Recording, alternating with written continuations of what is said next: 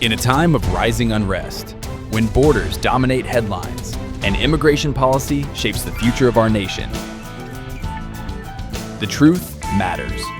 From the front lines of law enforcement, national security, and public policy, this is Frontline Facts, where rhetoric is stripped away, where politics takes a back seat, and where facts, hard, documented facts, lead the conversation.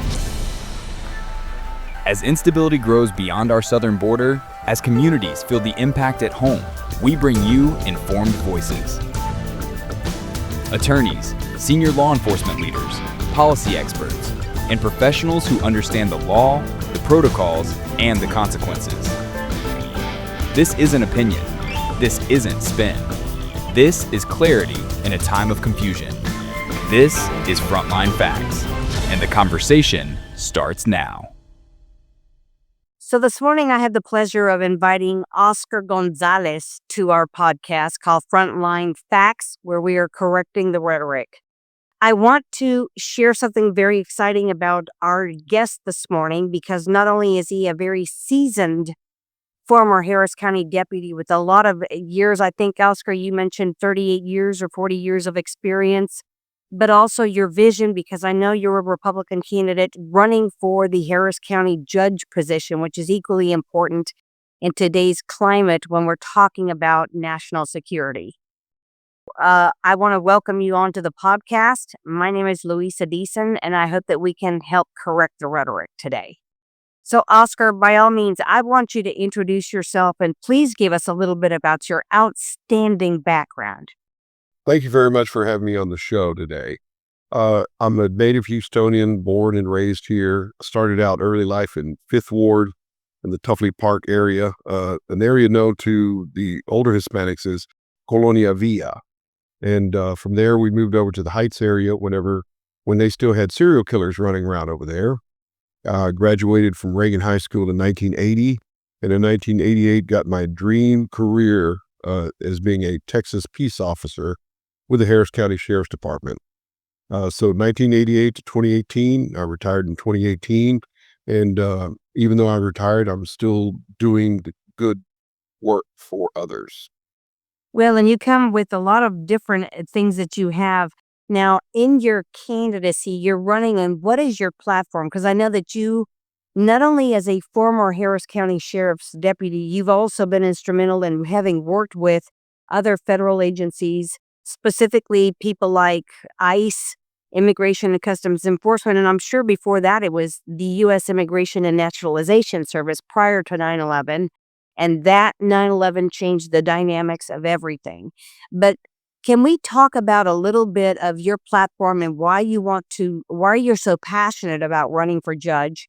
But the second thing is how important the communication amongst different entities in federal law enforcement, state and local, and the cooperation and the transferring of vital information under programs like the 287G program or having ICE agents at the prisons when the intake of these criminal aliens are taking place, to be able to identify who poses a significant risk to our communities.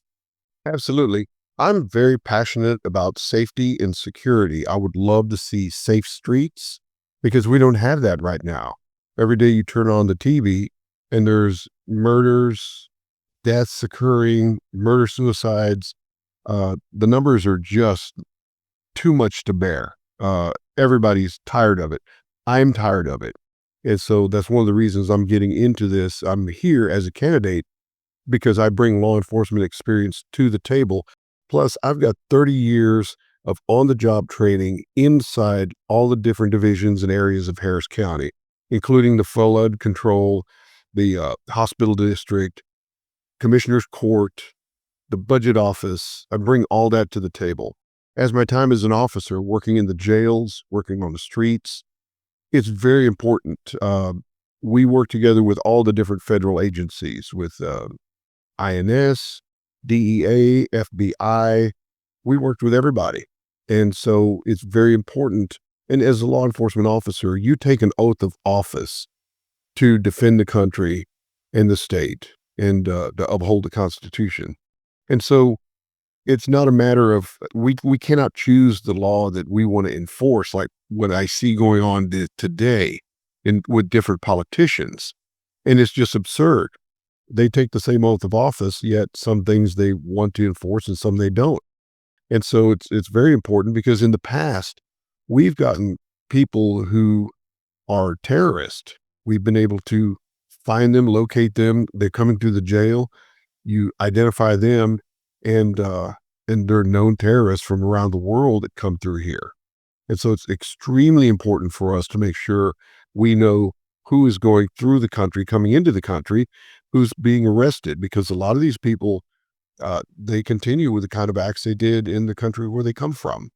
And I couldn't agree with you more. I'm former ICE. I did public affairs for DHS and again for DOJ, and I worked under INS right before 9/11 hit, and then I ended up in ICE. But it's critical. Any country, I don't think there's a country on this planet that doesn't have secure borders and some sort of an immigration stance, not allowing people just to evade or create an invasion into any country. And, to some degree, I think Governor Abbott during the previous 4 years of the administration and having taken the bull by the horns, so to speak, and closing the border because we weren't just getting people from Central and South America. We were getting people from about 150 different countries, and a lot of them were not friendly to the United States. They were what we call special interest aliens, and they come from either terrorist-supported countries or they are terrorists themselves. I think the watch list, according to what Tom Homan is saying, and who's my former boss, were statistics about having apprehended over 270 some odd terrorists on watch list. And the scarier thing is that statistics prove that out of a load of 5, I think 3 are the ones that get away. And so those are scary, scary statistics when you think about the movement we're seeing. What are your biggest concerns when you see what's happening in today, specifically in the city of Houston? Cooperation with judges and courts and jails. I mean, what is your perspective having your background? And where do we go from here once you become judge? Well, here's the problem we've got going on right now. You have this soft on crime sentiment going on with a lot of the judiciary.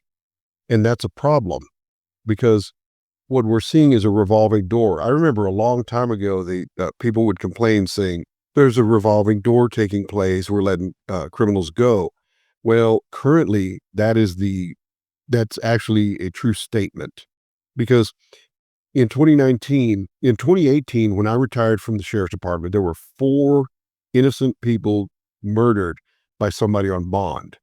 The number is now over 350. So that goes from 4 to over 350 in 7 years.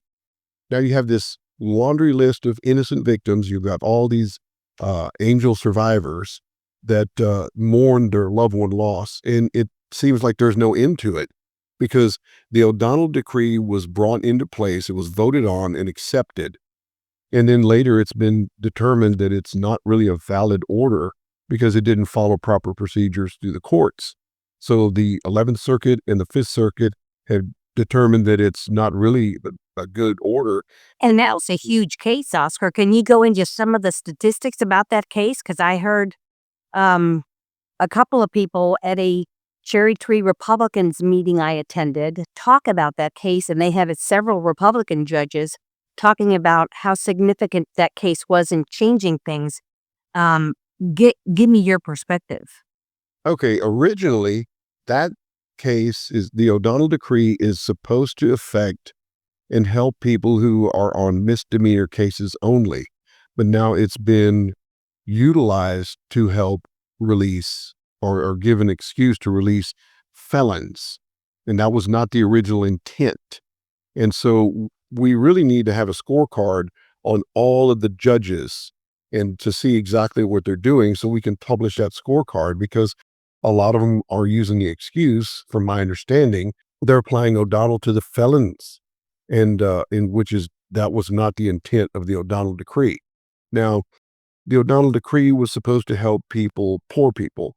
Well, it's given everybody a free ride. In the beginning, a long time ago, when I was working in the jail and I first started back in 1988, there was pretrial. You could get a pretrial bond, which is a free or cheap bond, but you had to qualify for it. And that was usually first-time offenders, maybe a second-time offender, depending on what the charge was. We also had bond, uh, a bond schedule, which was kind of like a menu. And so everybody knew that if you did so many of this and so many of that, this is how much each past year of your criminal history, this is how much you would rise up and need to make bond to get out.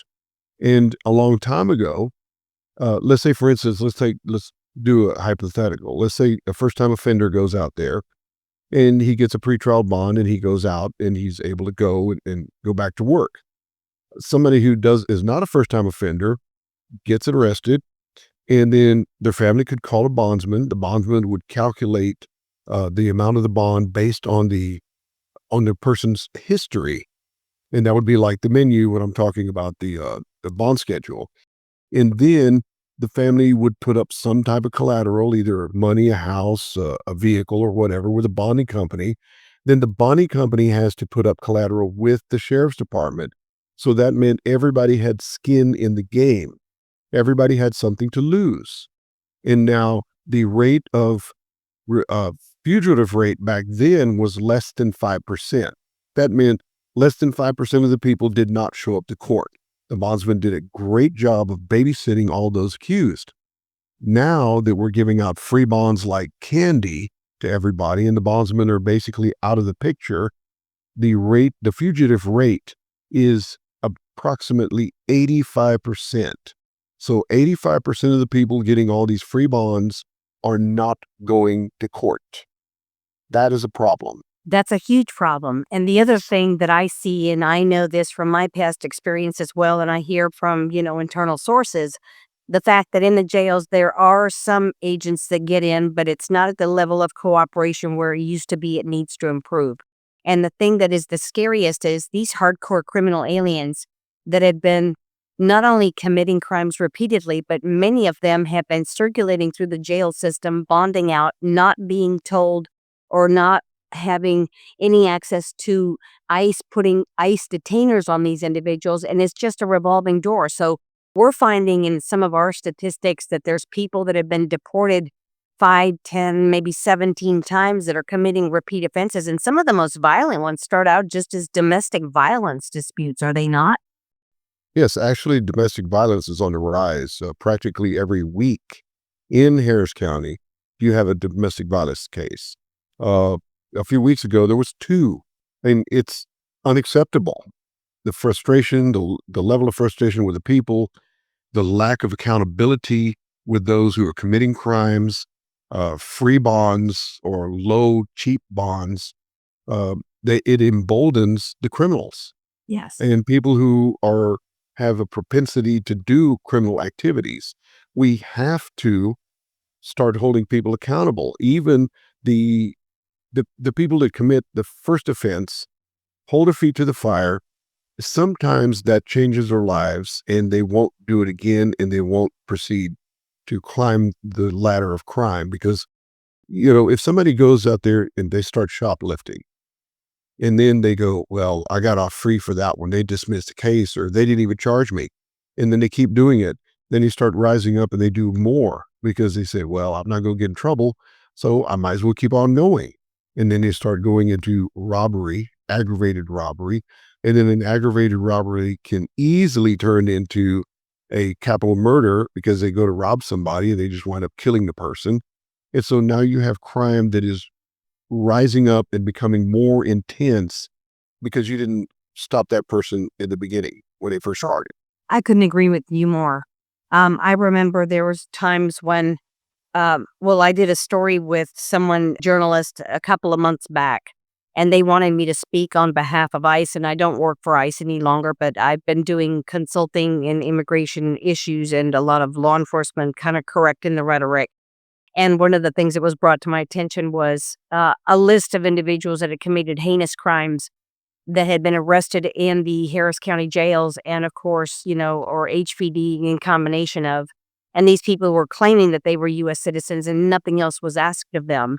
And so they're just using that as a revolving door. Now, what are some of the bigger issues that you think you face as you progress in, and hopefully we all are voting for you to become the Harris County judge, because our biggest concern is what the rhetoric is across the country. One of the things that is of concern is, we have these rogue district judges that think that they can just rule over immigration civil cases, and they really can't. These are civil cases with final deportation orders. And it creates some pandemonium and some chaos when you see agents going out. But I know you understand how important the 287G program is because of this fact. When you have an illegal criminal alien that enters the jail and there are ICE agents there under the memorandum of agreement to be able to place a detainer or hold on that individual, they don't bond out. They bond over to the custody of ICE if they're released. And that is then having that hold take place and identifying that individual in the security of a secure area, which is the jail, as opposed to them not honoring a bond or honoring a ICE detainer, and then that person is released. And you and I know very well, where does that person go back to? Their compadres out in the neighborhood, in the community. So they pose a significant risk. I know you experienced this, and I know that you've seen both sides of the coin with those levels of cooperation. What do you think will change under your candidacy? Well, there's a big problem we're having, and it has to do with soft on crime judges and the district attorney and some of the assistant district attorneys. Think about this for a moment. You've got a criminal who's got an ICE, who is illegal, and then all of a sudden they dismiss the case or they don't take charges and they just let the person go right there on the street. Now they're running free. Okay. That's what we've got going on today. As a matter of fact, there was a report that came out on Channel 13 about a week or two ago, said that for the last 5 years, 60% of all the criminal cases filed in Harris County have been dismissed. 60% per year. So It's scary. that's a lot more. Yeah, that's a lot more than just 60% of the total. So when you do the numbers, anybody who's good at math is going to say, oh my God, that is a lot. That's a lot, because 6 out of 10 cases are dismissed. So they're being dismissed like mad. Now, I'll share something with you also. These judges have the authority to hold the DA's feet to the fire and say they can read the cases and go, oh no, I'm not going to dismiss this. You're going to go to trial. And they can force the DA to go to trial when the case is so egregious that they feel that it needs to be. But right now, that's not happening. We have it's a culture of judges who are going, oh my God, we need to really coddle up to the criminals. And that doesn't work. We see what's going on now. The murder rate is horrible. The crime rate is horrible. And what happens in Harris County has a ripple effect, and it's affecting the surrounding counties. So we're not on an island alone. So everything that happens here is affecting people in the neighboring counties. And the death toll is just unacceptable. And so in order to fix this, and I'll get back to your other part of the question, we have to basically elect judges and district attorneys who are going to follow the law and protect the people. And that goes with law enforcement agencies as well. We need a sheriff that'll do the same, who will actually, if need be, stand up for the people. So we need to put good people in office who are actually going to take their oath seriously and protect the people. And I don't understand why that's not happening. And that's a big reason why I'm here and I'm a candidate running for this position. Because going back to the question that you asked, we have to cooperate. We have to put the best interest of the people and the safety of the people first and foremost. And so we do have to work with the agencies, and we got to get a handle on this thing. I mean, last week, it was about a week period of time. There was 17 teenagers that were shot in a 1-week period. That is unacceptable. And you heard me talk about it a couple of days ago. Your kids go to the playground. You're worried about them. Yeah. Everybody's afraid, and they have good reason to be. We don't let my dad go to the store anymore, the grocery store. He's 90 years old, okay? He's an easy target. A lot of people feel the same way about their loved ones. They don't let their elderlies go anywhere. A lot of people don't go out after dark. And if somebody does go out after dark, everybody's very worried because all you have to do is turn on the TV and look at what's happening. And the county's going up on your taxes. You're a prisoner in your own home. And to touch on that, the gang problems in the city of Houston are horrific. We have a large presence of MS-13. We've got a large presence of other very violent gangs. And one of the things that we've learned as I have progressed throughout my career and all the things that I've done throughout the years is, these are very well organized criminal enterprises that have the cartels are in control of the border. They have control of the trafficking, the smuggling, they're in control of everything. So, what is your biggest concern with the cartel situation going on in Mexico right now and some of the things that we have seen in the last 24 hours transpire in Guadalajara and Puerto Vallarta, which are horrific? But we certainly don't need that kind of violence spilling over into the U.S. side. And I mean, what can a city prepare for in their law enforcement and in your position? What do we need to do to come together and make a real difference to really secure our neighborhoods? Well, first of all, what's happening over there is absolutely horrible. Yes. The loss of life, the damage, property, I understand, but the loss of life in what's going on is just should not be accepted or tolerated. Now, I am concerned about some of that coming over here because the cartels are here. The Iranian Guard is here. The Red Guard. We've seen traces of that at the border. You find, and that happened years and years ago when I was still working. So we've got those sleeper cells are right here. We have to be vigilant. Our police, I'm trained for all that, but I hope the new officers are trained for it. But the playbook that we were trained with that they got from overseas, it's horrible. And Yeah, it's very scary. We're living in very scary times. I say to people all the time, as if we didn't learn anything after 9/11. I can remember dealing with dignitaries couple of, months and years after 9/11, and I was still working for the government. And I could tell you everybody was concerned about profiling and, of course, making sure we didn't want to hurt certain groups' feelings. Now, I know profiling is illegal. You can't do that, but it's about following behavior and patterns. And the bottom line is, we got to stop this nonsense about worrying about hurting other people's feelings when they don't care about how they destroy us when we're in their country. So, there's just certain things we cannot allow to continue to happen in this country. And you hit the nail on the head when you said we've got these very soft these soft prosecutors and these judges on crime, and you can't just lift bonds and release people at so willy-nilly. It is a dangerous situation. We just saw the El Paso airport restricted, and they closed for 45 days because of cartel drones flying overhead. I mean, these are dangerous, dangerous times today. it's really concerning because the level of technological advancements being used by the bad people, just call it what it is, they're really getting sophisticated and advanced. I mean, when I was still working, we had to concern ourselves with online attacks and people who would come in, and they've been trying to infiltrate law enforcement forever. Okay. And now with the training that I'm not, like I said, I'm not sure what the training or requirements are, but it took a year for me to get hired on because they did extensive background checks. I don't think that's the same case anymore. And so a few years ago, I had somebody that worked over there, and they said this one employee of the sheriff's department would just go in there, and he was a former gang member, and he'd go in there and have lunch with his buddies who were still in the gang, and they knew it. And I was like, how is this allowed? We've always got to be vigilant about being infiltrated because they try to infiltrate every office of the government. The bad people do.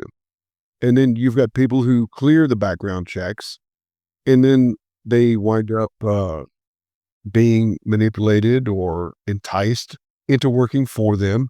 Money's a big thing. Oh, well, just take this little package in there. to my friend, or take him a sandwich and it's got all kinds of drugs and stuff like that laced inside. So we've seen cases like that happen too. I'll tell you, Oscar, we saw a case years ago called Operation Tarmac. And we had gone after a list of targeted individuals that had access to the secure areas under the badges at the airports, into secure areas and onto the aircraft. And, people thought that it was ridiculous that INS was apprehending all these individuals that had these fake badges and were illegally working in the country. And the problem is that they don't realize what the flip side of that coin looks like when a terrorist comes up, or somebody in a cartel who says, I want you to put this bomb underneath seat number 12A, because if you don't, we will kill everybody in your family back home. And they were like, that doesn't happen. And I said, yes, it happens all the time. These people are under threat all the time. It's a matter of national security. And what they do is that they prey on the vulnerable. I know you know this. And by describing that scenario, I know that federal officers go through a background check and revisions every 5 years, because people can change. And I always say, everybody has a price. What's your price? And unfortunately, no law enforcement community is immune to that. There's always going to be a bad apple, but there's more good apples than bad. Just have to continue to work together. But the cooperation level at all, both state, local, state, and federal, has to take place. It is a absolute must. It's no different than when you probably worked at the Harris County Sheriff's Department and somebody in a different state is asking for the BOLO, and they've apprehended someone who's wanted for murder in the state of Texas, and you're coordinating those efforts to get that person back so that you could put them, indict them and put them at the trial, and then convict them and put them in jail. But at the end of the day, if that cooperation doesn't exist, what's so irritating to me is, why is it just ICE nobody wants to really comply with, when they comply with every other federal agency or every other state agency, and the levels of cooperation are at an open flow? Well, that's real easy to answer, okay? You've got politicians who want to stay in power, and the easiest way for people to stay in power is to cause everybody that's out here, the community, to be all upset and triggered emotionally. Anybody who gets triggered emotionally is easy to manipulate. You can manipulate situations easily by emotionally charging anybody, and it's just a fact. So then that's what we have. We have people will do anything to stay in power. And so you talk about term limits, you talk about all these other things. I think maybe we need term limits, because going in an office and staying in there 20, 30, 40, 50 years, what have you really done? Exactly. I'm in full agreement. Listen, we're going to have to cut over to a commercial break real quick, because we do have sponsors we want to highlight. Thank you for waiting.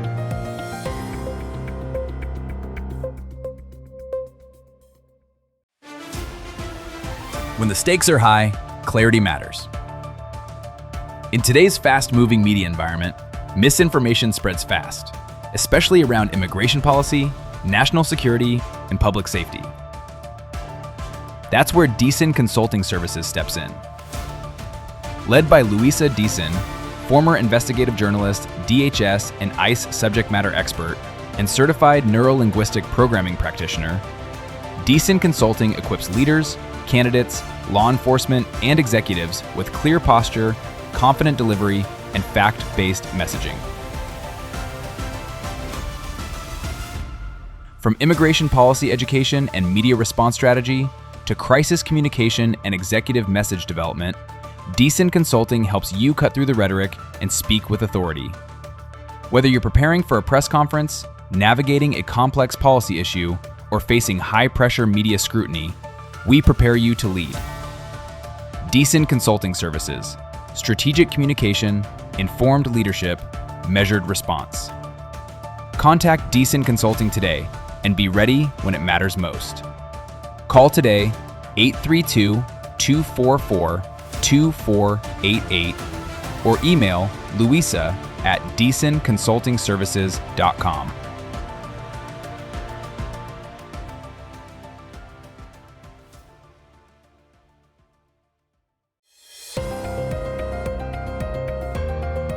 With our amazing guest who's running for Harris County judge, and this is Oscar Gonzales.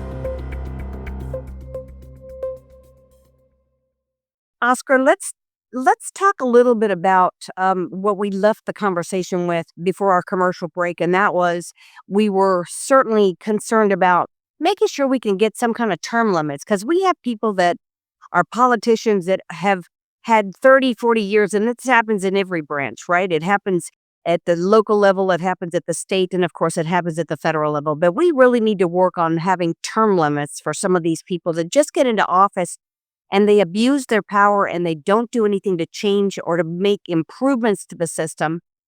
What is your idea on that? I've seen city council here in Houston, and these people get in office and they get into one office, then you jump and we have term limits. They spend the term limit in one office, they jump to another office, and they jump to another office and another office, and they keep staying in office. Kind of getting tired of these recycled politicians.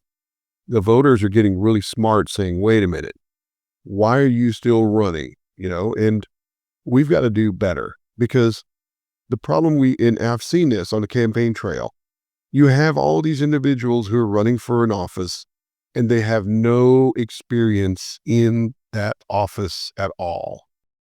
For example, myself, I've got 30 years in the Harris County system. And I've got, sheriff's department, yes, but I was exposed to all the other divisions. And I know people that work there and I know a lot of history. And so for me, walking into it, I've got a really low learning curve. Well, there's a lot of candidates running for that spot and they don't even know half of what I know. Yeah. They don't know how the courts work, how the jails work, how the bond system works. They don't know any of it and they don't know the history of it.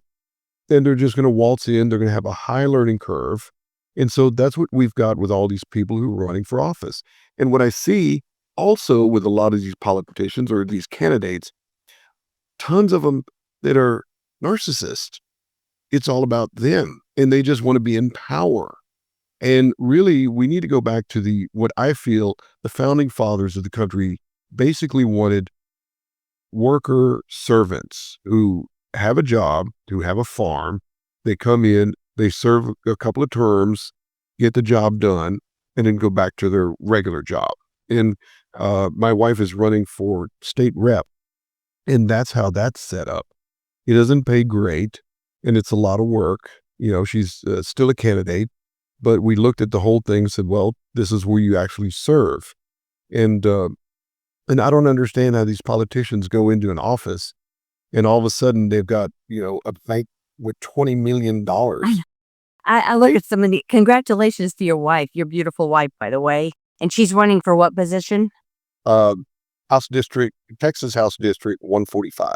Okay. We need to remember that and get her information out as well. You're absolutely correct. I look at some of the congressional people and at the federal level because that's kind of my realm. But I'll tell you, I have been helping people for years who run for Congress or for Senate, and then of course some of the state positions for years. And I didn't charge until I started, charging 10 years ago because I decided I'm not going to work all this for free. But the problem is some of these candidates get millions and millions of donations, dollars worth of donations to their campaigns, and it's like people just. The other problem I see is that, the fragmentation in the Republican Party with people just don't want to get out and vote. I think that they're just tired of, and it's easier to not make a decision and vote. And I think, when people look at the perspective of if you want to make a change, you have to start getting out and voting for your local representatives because the votes start at the local level. And then they go state and then they go federal. But it's equally important to vote in the right people in the communities you're living in. I mean, you know that better than any.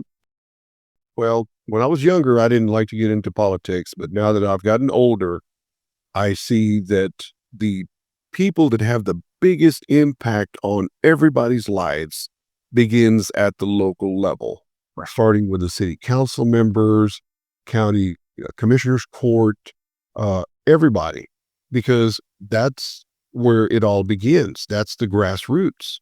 And you got to get out there. You got to vote. You got to speak. Because, for instance, I use myself as an example. People go, well, what would you do if you get in there?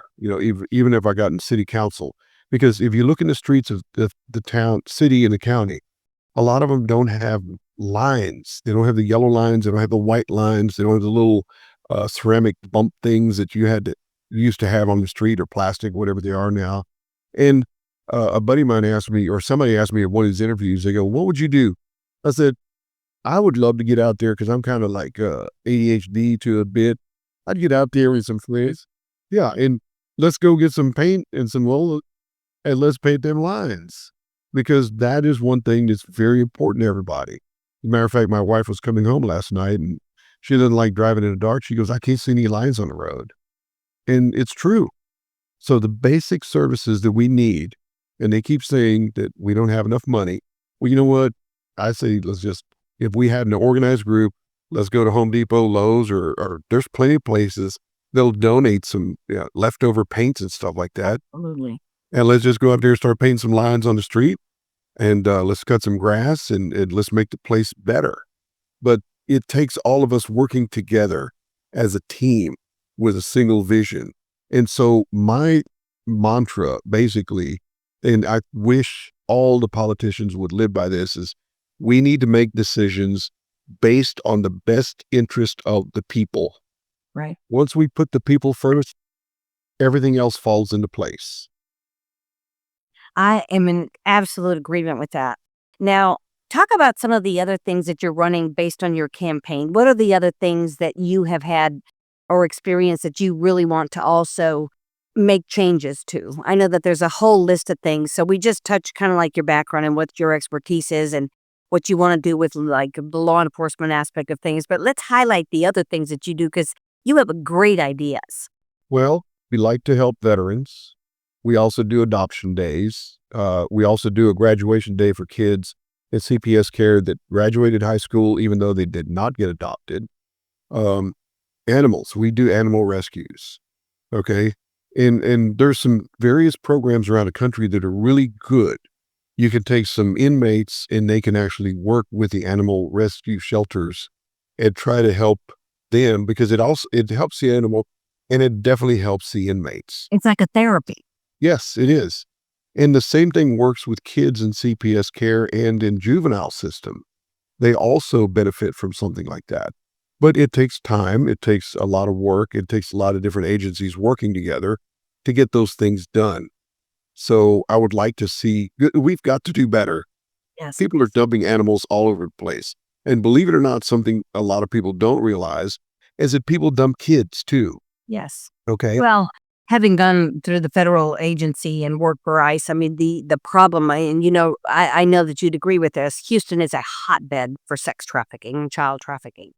And those smugglers are ruthless. They're, they will use any platform to use those kids as pawns. I've seen people, sewn into vinyl seats to get across. I've seen kids inside of piñatas. I mean, we've seen some horrific things, but the fact that you're getting involved in helping the youth is amazing. And we have to stop this child trafficking business. This is what's coming out of the Epstein files and what's coming out of all this stuff. Houston being a hotbed, and, we are a city that has incredible transportation mechanisms. So they get here. This is the first largest city to get to once they cross the southern border, and they are then dispersed into prostitution rings. Let's talk a little bit about that. I mean, I'm sure you've seen the worst of the worst. Yeah, it's worse than people realize. And we've got to do better. And things are slowly changing, but that goes back to cooperating with the different agencies. They've got intel that we don't have. They have resources we don't have at the local level.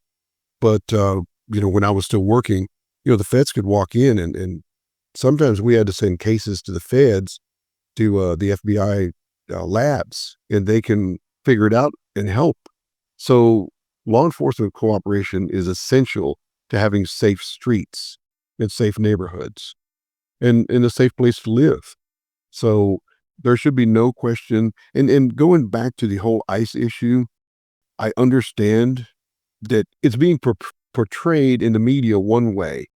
I don't know if they're really pulling over and grabbing people just wantonly from different places like taco stands and in Home Depots and things like that. That's what the media is putting out there, and it's emotional. I'm not happy with, I don't like that if that's what's really happening. But is that what's really happening?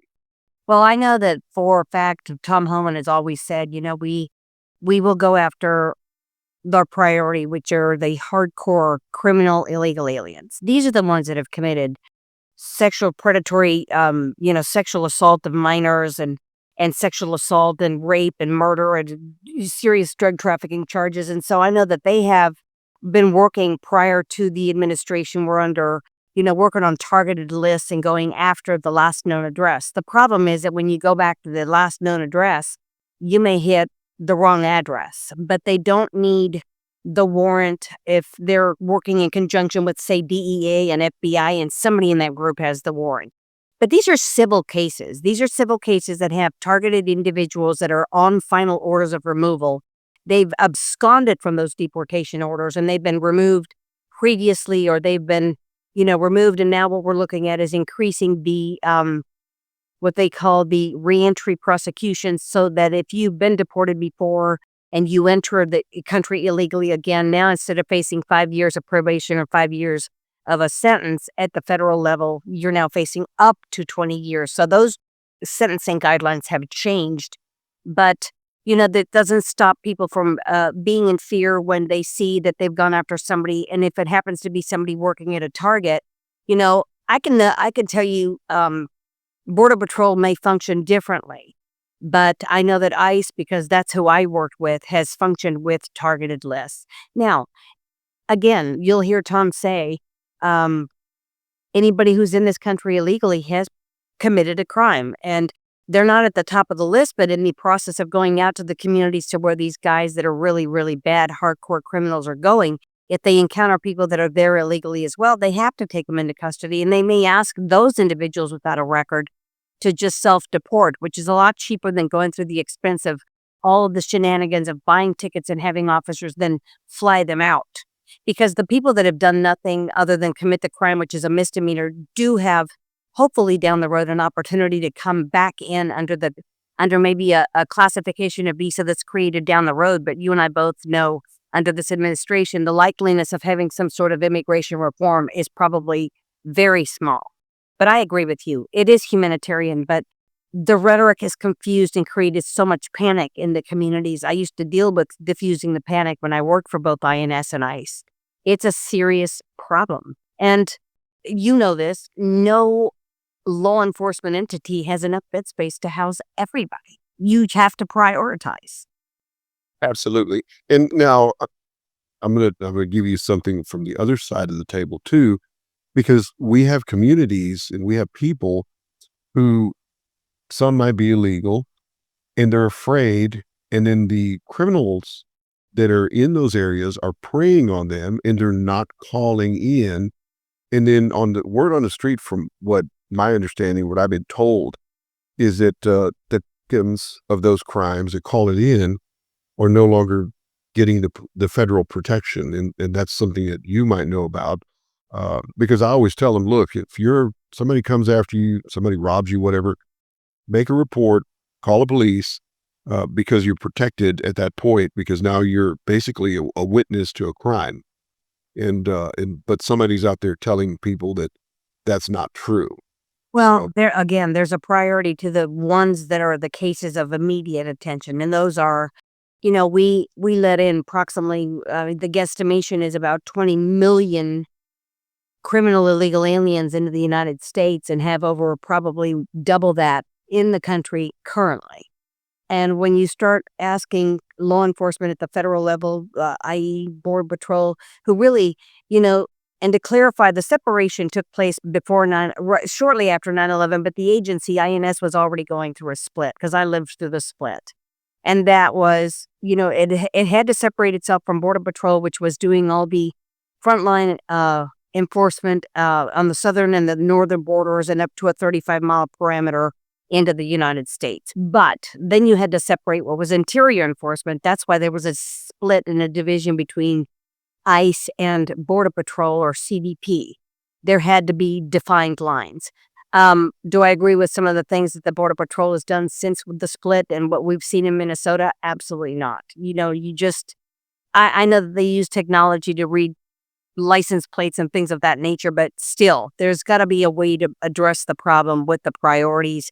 And, they're under the directive under Trump to go after everybody. And so, yes, I fear that people will not be disclosing crimes and reporting them. But I also want to urge people to come forward to know that they are not the priority. They've never had any encounters with the police. The ones that they're really after are the ones that are egregious violations. And that's not what the media is portraying. So, optics matter. I know the optics don't always look very well, but there's also the flip side of that with, for example, situations in Minnesota where the optics look horrible, but they didn't show the first 20 seconds of the video leading up to what happened. And again, in all fairness, we care about both sides. We want people to come forward, but yeah, it's a real situation. But at some point as a country, where do you stop and say, okay, we need to find out who's here, because the vulnerable are going to continue to be preyed upon, and the federal government has an agenda. They have laws, because Oscar, the laws haven't changed in 30 years, but the level of cooperation has significantly diminished. Well, when you look at I don't know how to say it in an easy way, but all these people who are coddling the criminals and giving them a free pass has created what the chaos that we're in. And it was orchestrated, because when you look at the O'Donnell case, you look at all these cities who got rid of bail and bonds. Look at the crime rates in all of them.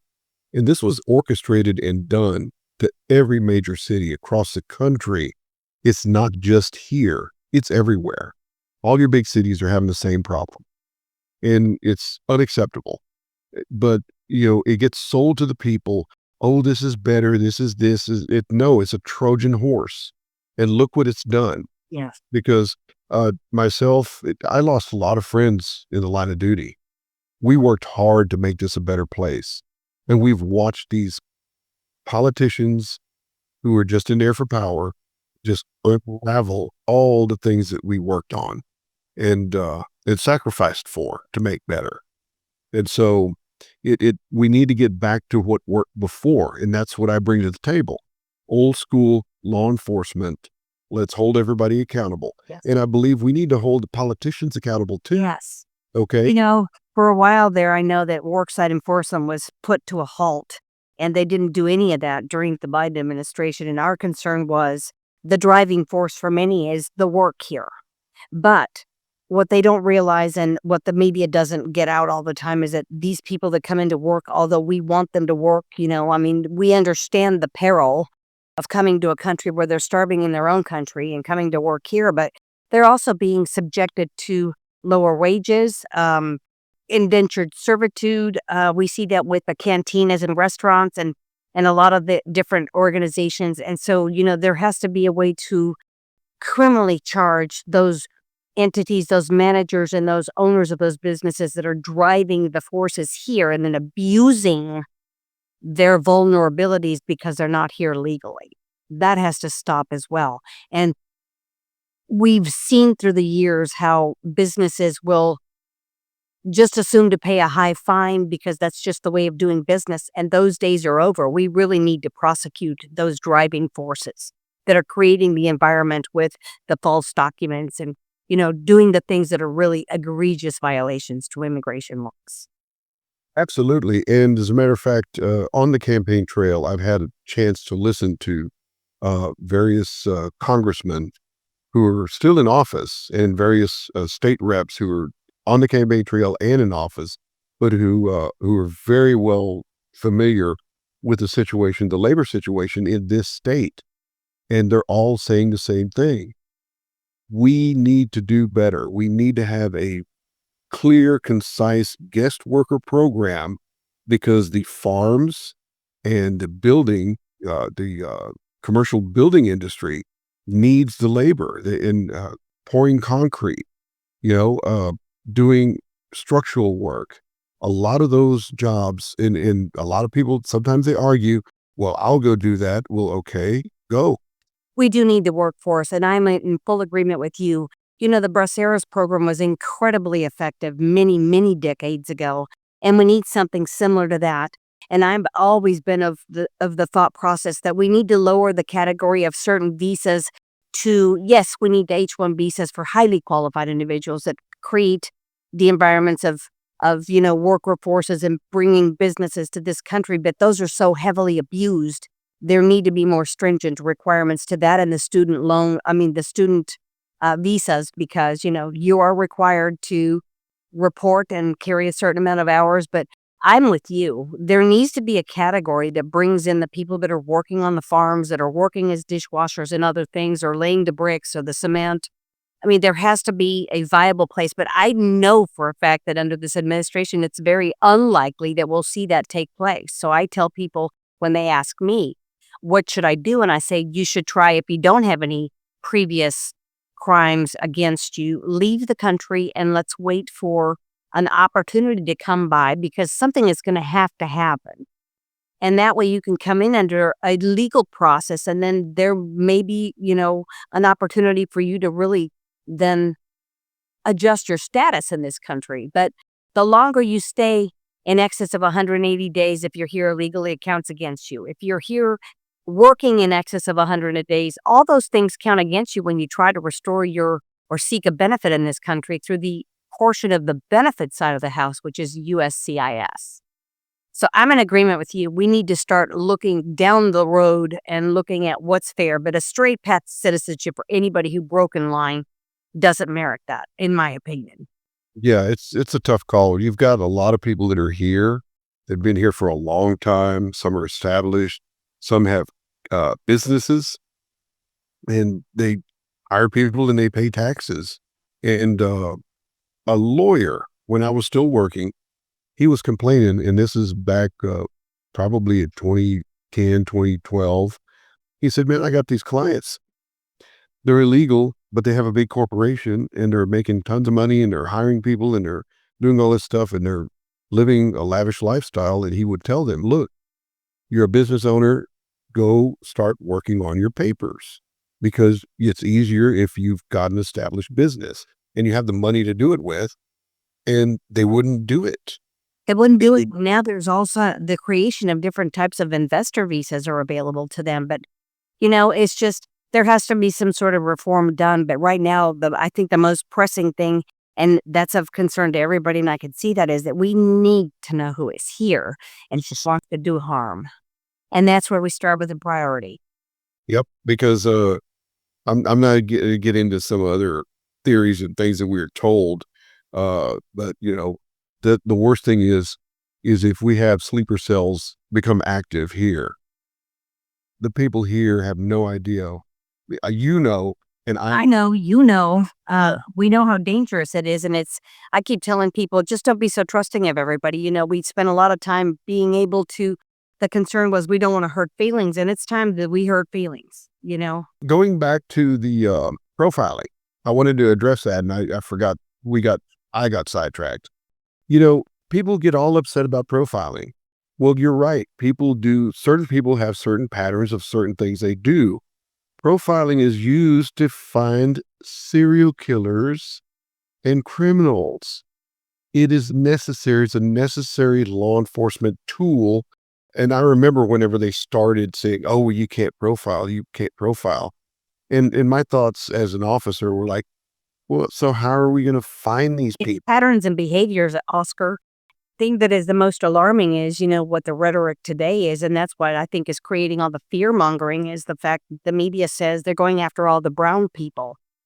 They had targeted lists based on numerous databases available to both state, local, and federal that share the information about what one's criminal past is. If that's profiling, then I'm for it. But when you just stop somebody because you think they are or you assume, that's wrong. These are targeted individuals. And I'm like you. You have to follow the behavior and the patterns. If you look like a duck, you quack like a duck, you talk like a duck, and you swim like a duck, you're a duck. Based on our databases and the technologies that we have available to us, that confirms someone's criminal history. That's correct. And I agree with you. We need to stop worried about hurting people's feelings. People hurting our feelings all day long and growing up. You know, you guess what? Yeah, brush it off and keep going because, I come from poverty. I come from rough beginnings. And, I kind of look back at it and I kind of appreciate it because it actually shaped me into being the strong person that I am. And as an officer, they call you everything under the book, under the sun, everything in the book. And you just got to learn to brush it off. Well, I've been called a lot of things, and people don't realize until I open up my mouth to speak Spanish that I'm actually was born and raised in Mexico City, and I got here at the age of 12 with an American mother and a Mexican father. So my roots and my people are in Mexico. I lived in Guadalajara. Well, I want to close this wonderful and amazing interview. We spent a great hour together.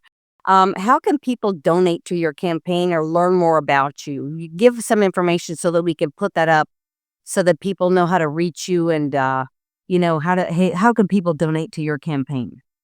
The website is Oscar Gonzales for Harris County Judge. You can go there. You can read a lot more about my background. And I've got, so if you just do a Google search, you'll find me. I'm not hard to find. Well, and we'll certainly promote you out to everybody that we know, and we wish you the very best on your campaign trail. Thank you again for all your previous service and your dedication, and we look forward to what you bring to the table moving forward. So, Oscar, thank you very much. Good luck on your campaign, and here's where we say goodbye. Thank you for your time. Thank you for having me. You bet. Thank you from all of us at Frontline Facts, where we are correcting the rhetoric.